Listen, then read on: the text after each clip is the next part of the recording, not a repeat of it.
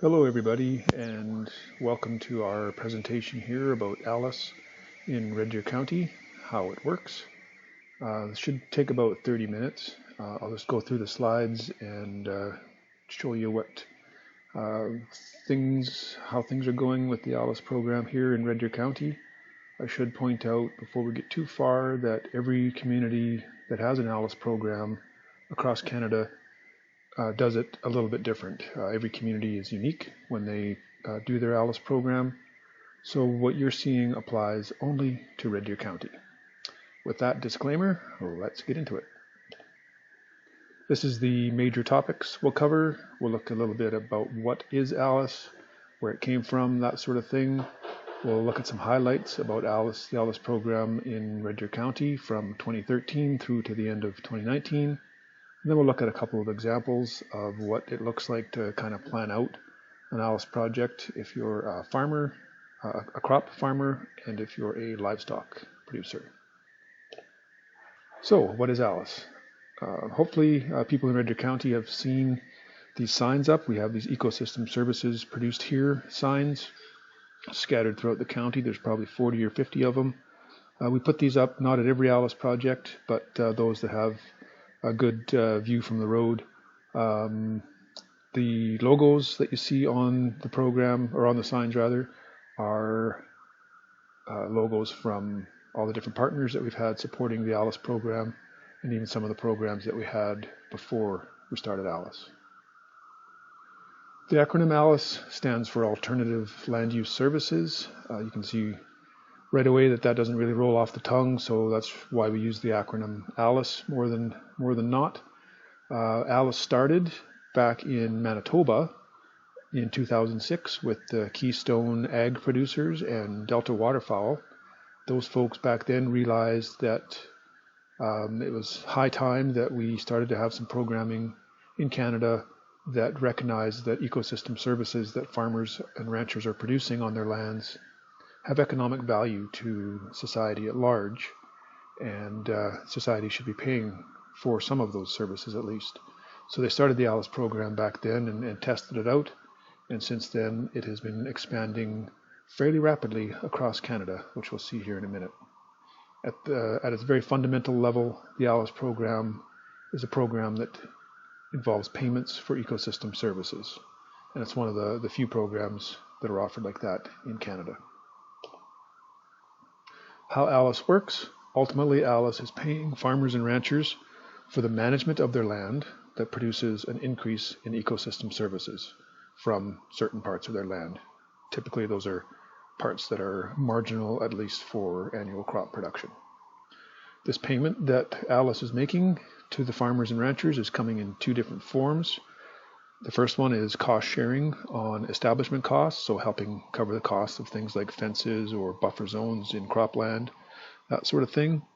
And the second part, or the second type of payment that ALUS is making for management that produces increased ecosystem services, is these annual payments. These annual payments for ongoing management. And that's one of the unique things about the ALUS program, is these annual payments. More about that in a bit. Before we go too far, I just want to make sure everyone has a common understanding of what we mean when we talk about ecosystem services. And so there's the definition that we use on the screen there. Goods and services produced by the environment that benefit people and society. So that last little bit in italics is key to our definition. So it has to have some benefits. Typically those benefits are economic to people and or society at large. This is a bunch of examples of ecosystem services that are produced by ALUS farmers and ranchers. Of course, the obvious one is food. That is an ecosystem service. It's a service or product from the environment that benefits humans. But those other ones on the list are maybe less obvious until you kind of think about it a little bit, and pretty soon you can see how, yep, all these things do have benefits for humans and society, and these things all have economic value. So this is just a list of examples of ecosystem services. It's definitely not exhaustive. There are many more. As I mentioned before, ALUS has been growing across Canada quite rapidly. as fast as funding can keep up. It's now in 6 provinces across the country, in 27 communities, and each one of those little dots on the screen there on the map show where an ALUS community is. There is quite a few of those communities here in Alberta.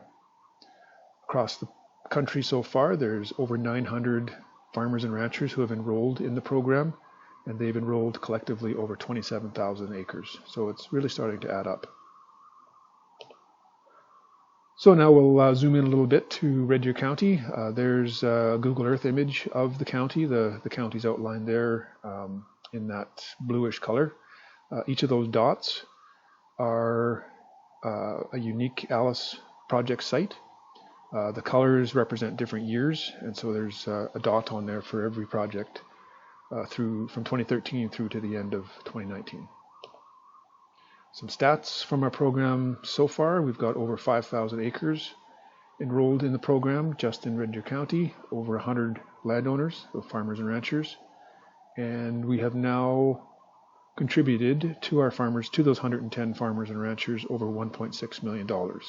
That's a total of both annual payments and the establishment costs. So again, it's a number that is not insignificant anymore. It's a decent number. I've just got a few slides here on the different types of projects that we have supported with the ALUS program to date. I'm not going to spend a whole bunch of time on each project, just to give you a feel just of different types of projects that we can support with an ALUS program. So alternative livestock watering, we've definitely done lots of those. This is a picture of a portable system. We can also fund watering systems that aren't portable. And this is a kind of a summer growing season type system. But again, we can support systems that are more designed for year-round use.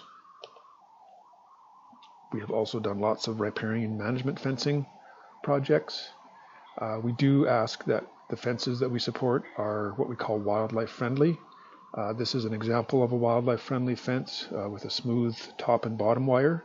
We don't require smooth top and bottom wires. We do, to make it wildlife friendly, we just require that there are heights maintained. So the top wire would be no more than 48 inches off the ground, and the bottom wire would be at least 16 inches off the ground. But it can be barbed, it can be smooth, it can be electric, whatever. We just have those heights as our bare minimum requirements. We encourage fences like this, and we even encourage even more electric fencing, 1 or 2 strand electric fencing. For the most part, we think fences like that, especially if it's an internal fence, are adequate for an ALUS project. But again, the farmer chooses the fence that best works for them in their situation on their farm or their ranch. We've done lots of riparian planting projects, planting native trees and shrubs in riparian areas around wetlands and along streams. We've got a couple projects like this where the farmer has moved away from the wetland, where they've just left a little bit larger area from when they're farming, so that the natural wetland vegetation can kind of fill in the gap between the wetland and the crop. We've done a couple of these types of projects where farmers have just done the simple thing of putting a rig mat across a creek. This is a really small creek. At its biggest, it's probably only a foot wide. But we've also had a couple of farmers that have tried the similar thing on a larger creek that might be 3 or 4 feet wide. And they just simply plunk the rig mat down on high ground, so that the cows can find that nice solid footing to get across the creek and not have to wade through the creek to get across. We're starting to see a couple of eco-buffer projects within our ALUS program. If you don't know, an eco-buffer is a biologically diverse shelter belt, essentially. So we're using only native trees and shrubs, and they're also planted more densely within the rows. And they might not even be planted in rows, they might be more of a scattered planting approach. And you'll see multiple species within rows and between rows and so on. And at the end of the day, what we'll end up with is something that looks a lot like the native natural forest that you might see in the background there. This thing in 10, 15 years will look a lot like a natural forest. That's the goal that we're working for. We have done a project or two that involves a new wintering site. So this is for a farmer who, through their management, they are keeping all their animals in a enclosed area for the winter for feeding and calving and so on. In this particular example, it was a project where the wintering site years and years ago was built quite near a small lake, and the producer wanted to change that situation and build their wintering site out in the fields up on high ground a long distance away from any water.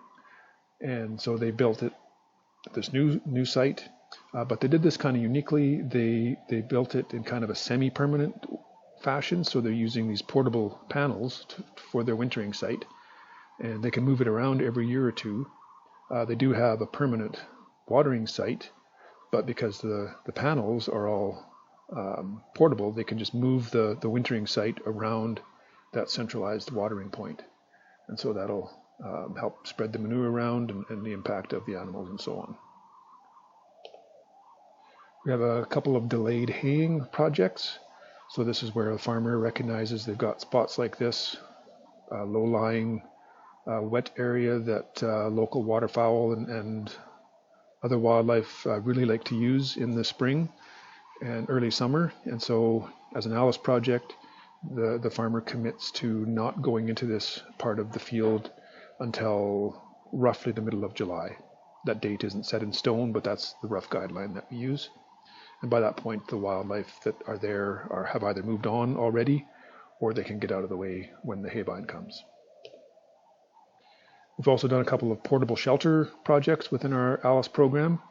We recognize that a lot of the times livestock are hanging out in areas like riparian areas, along creeks or around wetlands, not only for water, but to get shelter, either from cold or from the sun or wind or whatever.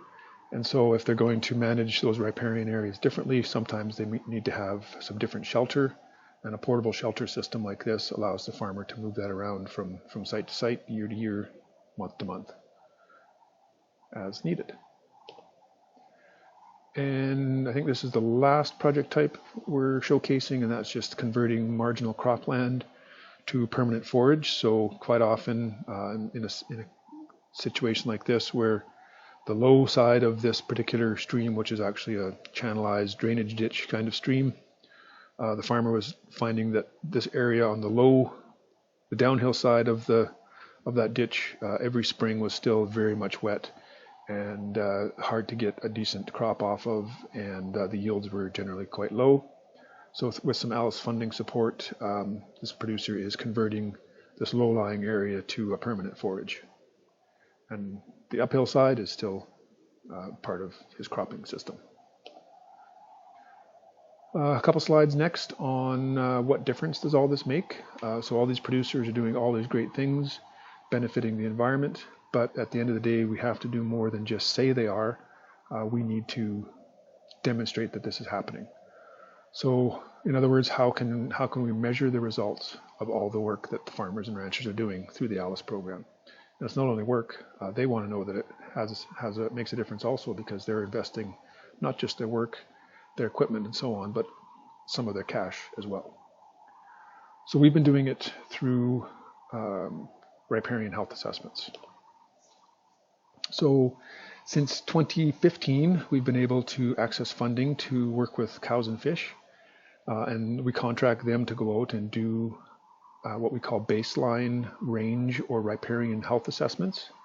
So they'll go out every year, and 2 projects that were established that year, and do a baseline assessment. And these assessments are essentially measuring ecosystem function or ecosystem service production at the time that a farmer does an ALUS project. And then starting in 2019, we have started going back and doing revisits. So we'll do the assessment again of the same site that we did 4 or 5 years ago, and then we can compare the results of those assessments from the baseline year to the period 4 or 5 years later. On the screen there is an example of one of the assessments that happened in 2019. one of the revisit assessments. And what's important here is the bottom line. You can see in 2015, this particular site had a riparian health score of 49%. And then in 2019, it jumped up already to 68%. So definitely that's a fantastic improvement in a 4-year period. Thanks again to the management of this particular producer. What they did was actually just put in an off-site watering system so that the cows could drink from that trough up on high ground rather than drinking from the wetland. This is just some other imagery from the 2019 report from Cows and Fish, where they compared the results of their 2019 assessments to the 2015 assessments that they did. And you can see the thermometer picture on the left.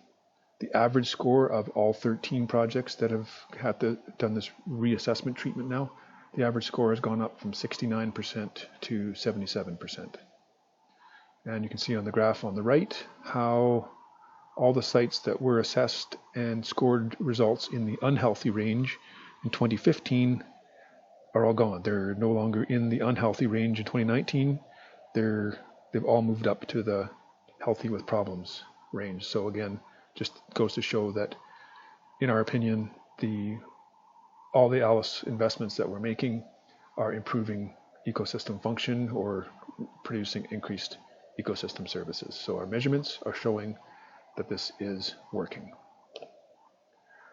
At the end of the day, a picture is worth 1,000 words. And I like to say that if a picture is worth 1,000 words, a revisit picture is worth 10,000 words, as you can see right here in these two images.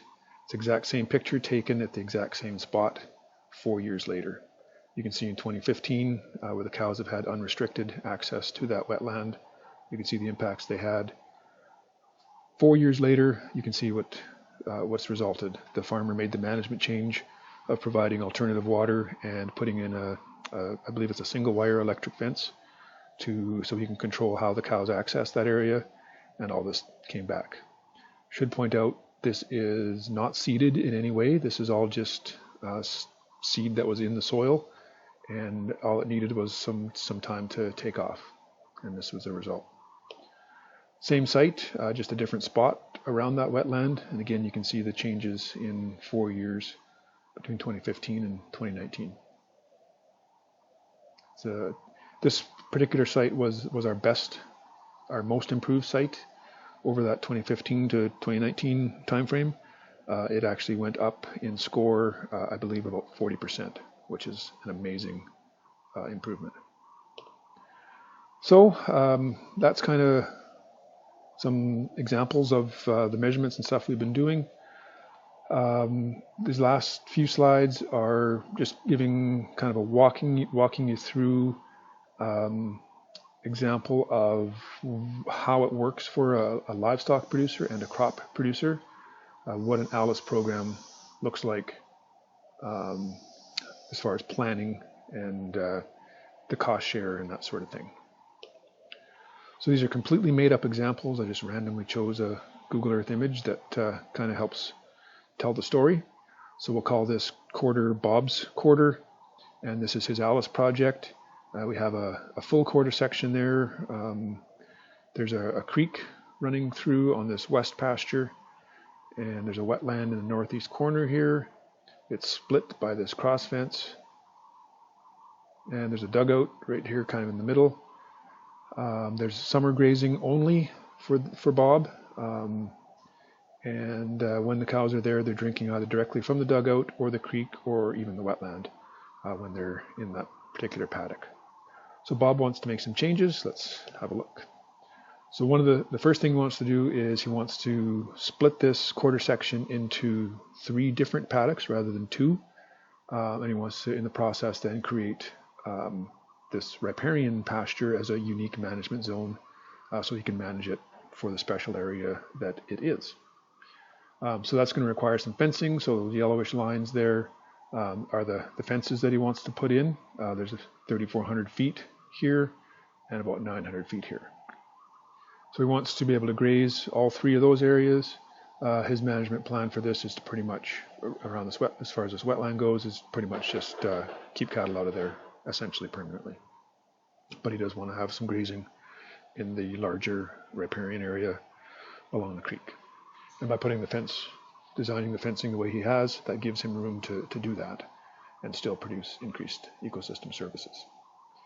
Of course, he also needs to provide, so there's just a picture of what a fence, like what Bob wants to do, might look like. This is from a different ALUS project. So I can sit down with Bob and figure out the cost share on the fencing. So he knows even before it goes to our committee that ultimately will make the decisions, he'll know potentially what he could get. And so we can figure it out, and I can tell him, yep, Bob, you can get 75% of your costs to a maximum of $2,400. So that's information that he can use to go ahead and build the fence if he gets approved for the funding. The other thing that Bob wants to do is, of course, he needs to provide water to the livestock when they're in these now 3 different paddocks.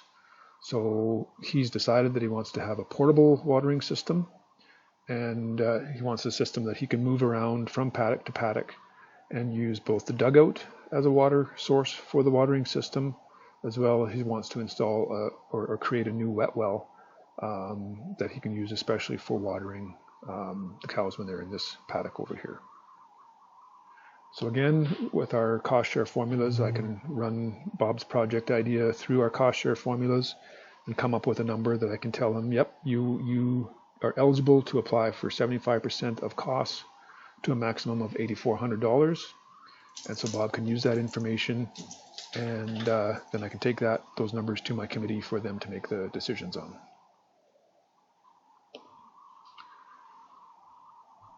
And then the last thing that I would do with Bob is figure out which acres on his parcel are now going to be producing increased ecosystem services and therefore could be enrolled in our ALUS program, run it through our formulas to give him a number of an amount of what he could be getting as annual payments.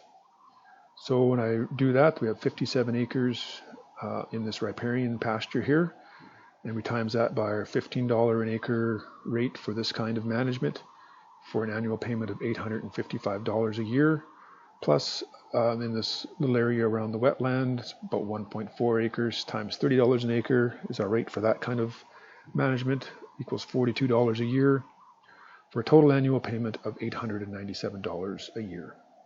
And again, I tell this to Bob all up front so he knows what he's getting into if he gets approved and signs on. So that's that was a livestock example, and now we'll quickly look at a cropping example. Again, it's completely made up. We'll call this made up farmer Sue. And Sue has recognized over the years that she's got a little chunk of her field that is quite marginal when it comes to annual crop production. It's just wet. Some of it is wet in the spring, some of it is wet maybe longer into the summer. And she's had to deal with that over the years. Some years she gets some yield. Some years she doesn't, some years she's got a farm around it, and so on, so she wants to make some changes. So here's Sue's project. She wants to take those areas that she's been trying to deal with, and she wants to seed those areas to permanent forage. So she's going to seed the seed the ephemeral wetland in here where the arrow is there now. As well, she wants to seed the seasonal wetland and a little bit of a buffer around that seasonal wetland, again, do some permanent forage. She comes up with a cost estimate to establish that of about $160 an acre. It's about 3.5 acres in size total, so that total establishment cost is about $560. And again, her plan is then to farm around those areas. So we can cost share with her on establishing those areas, and so our cost share offer is 75% of costs to a maximum of $420, and our annual payment in cropping situations is $40 an acre, so we times that by 3.5 acres for an annual payment of $140 a year.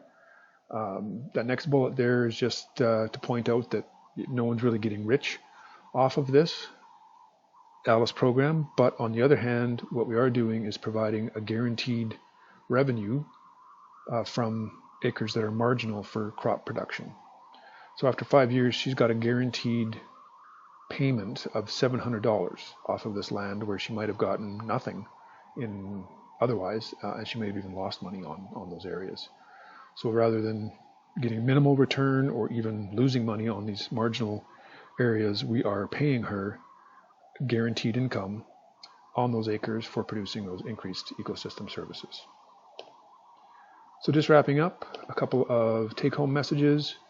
So if you got nothing else out of this presentation, if you can take these messages home and share it far and wide. When farmers and ranchers adopt certain agricultural management practices, society receives an increase in ecosystem services. And those ecosystem services have economic value. I'll add that. ALUS pays farmers and ranchers then for the management of their land that's producing an increase in ecosystem services. And those payments from ALUS are in two forms: cost sharing on establishment and annual payments for ongoing management. I'll end there, and you can see my contact information on the screen there now, also the ALUS website, where you can go and learn more and see project examples and so on. I want to thank you for your time. If you do have any questions, please call me. That's a cell phone there on the screen. So call me at that number or text me at that number. Email me there at that email address. Feel free to do that in the evenings or on weekends if that's when you're doing this. I've always got my phone with me, and if I can take the call, I'd be happy to talk to you. Thanks again. Have a great day.